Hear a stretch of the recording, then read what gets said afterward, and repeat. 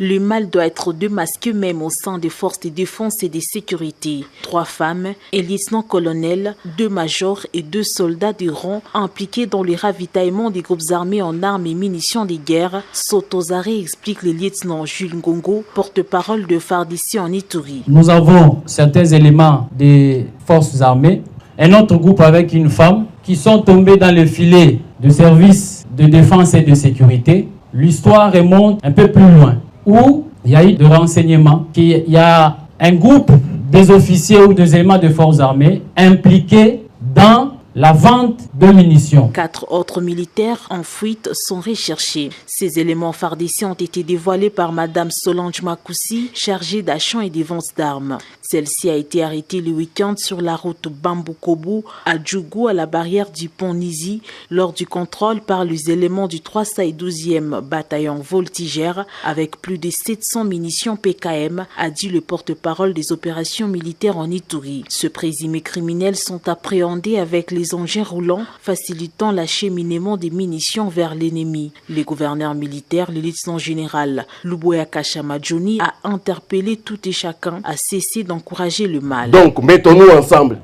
combattons ce mal-là. On lui a même dit comment est-ce qu'il faut transporter les munitions. Et c'est comme ça qu'elle avait les munitions sur sa tête, jusqu'à ce que les militaires ont insisté. Elle s'est battue avec les militaires.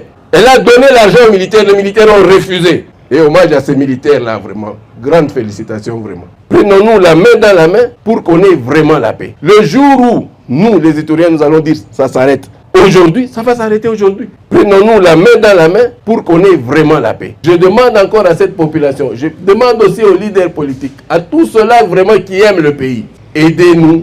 Pour qu'on termine, on en termine une fois pour toutes. Cette énième arrestation à cette période de l'état de siège vient répondre à la volonté manifeste du chef de l'État, Félix Antoine Tshisekedi Tshilombo, celle de mettre fin aux magouilles et pratiques d'antivaleurs qui minent les forces de défense et de sécurité. Ces militaires indisciplinés et leurs collaborateurs civils sont mis à la disposition de l'auditorat militaire où ils vont répondre de leurs actes.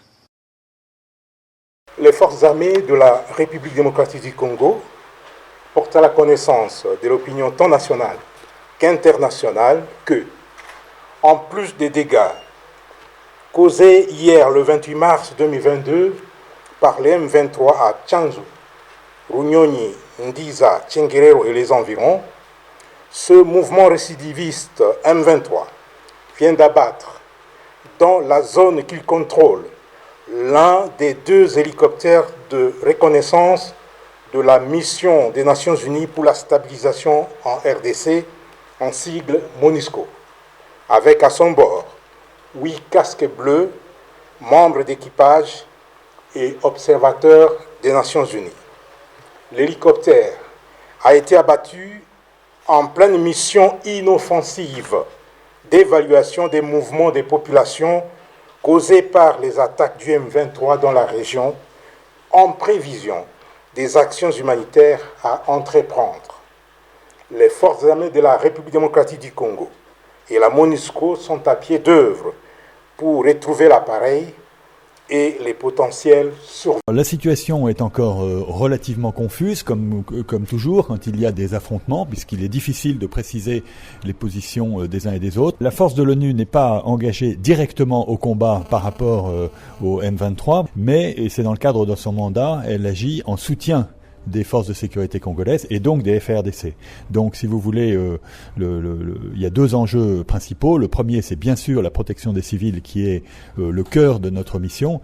Et pour permettre des bonnes actions en termes de protection des civils, c'est-à-dire accueil, escorte, protection, eh bien, il est absolument nécessaire de renforcer notre niveau de coordination avec les FARDC, et c'est ce à quoi nous nous employons tous les jours, en particulier dans cette zone qui est une zone très très particulière, vous le savez, hein, au pied du Mont Sabinyo, dans la zone du Mikeno, où nous sommes présents sur plusieurs bases et pour ce qui est de la zone des affrontements actuels, nous sommes présents sur une base importante au sud-ouest de Bunagana. Cette base, elle est présente, elle est un petit peu au cœur des actions actuellement, sans être directement en affrontement avec le M23, mais cette présence nous permet d'une part d'accueillir des populations civiles. Nous avons déjà hier accueilli plusieurs groupes de personnes et convoyé plusieurs groupes de personnes vers des zones sûres, et en même temps nous apportons notre soutien au FARDC en renforçant notre niveau de coordination. Alors les appuis, ils sont de différents ordres. D'abord, un partage d'informations. Le partage d'informations est essentiel parce qu'il faut avoir une vision claire et bien partagée de la situation.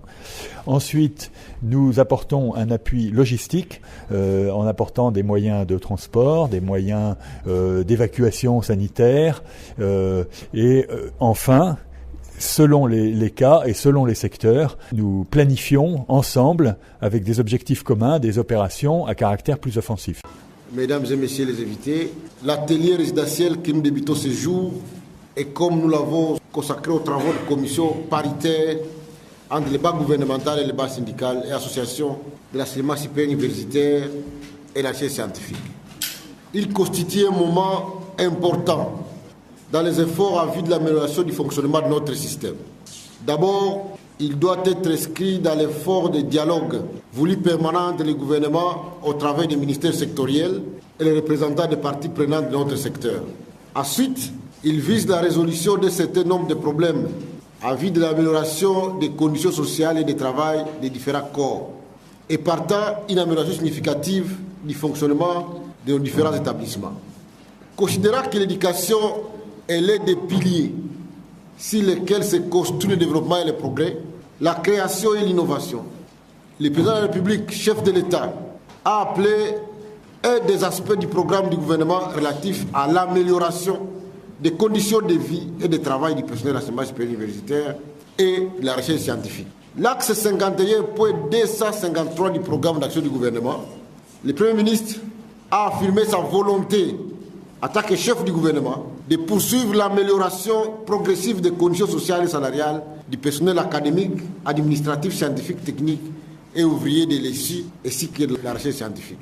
C'est donc dans cet ordre d'idées que le gouvernement a déjà normalisé la situation des payes des 527 docteurs à thèse au grade de professeur associé. Dans le cadre du budget, le ministre de l'enseignement supérieur universitaire a obtenu une enveloppe en vue de la régularisation de la situation des chefs de travaux, des assistants deuxième mandat et d'une partie des assistants de premier mandat qui vont être payés à partir du mois d'avril.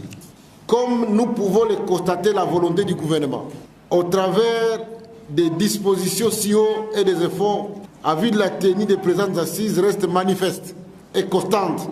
Dans cette perspective, il ne fait l'ombre d'aucun doute que les différents participants sont appelés à donner le meilleur d'eux-mêmes